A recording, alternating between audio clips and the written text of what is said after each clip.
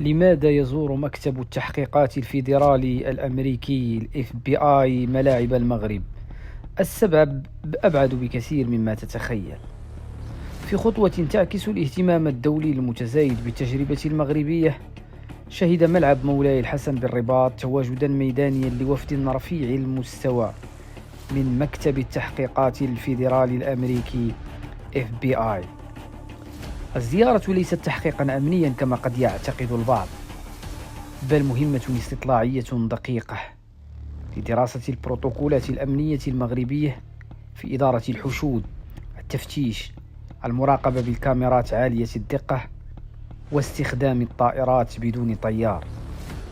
الهدف واضح: نقل الخبرة المغربية لتأمين كأس العالم 2026 في الولايات المتحدة والمكسيك وكندا، وذلك استجابة لمتطلبات الفيفا في التعاون الأمني الدولي، والتي ستمتد حتى مونديال 2030.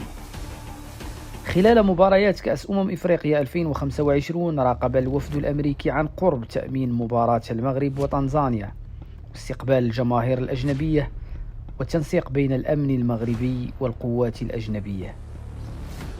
المغرب اليوم ليس فقط بلد كرة قدم، بل أصبح نموذجا عالميا في تأمين التظاهرات الرياضية الكبرى. والرسالة واضحة: المغرب جاهز والعالم يراقب. ما رأيك؟ هل نحن أمام مرحلة جديدة من الريادة المغربية؟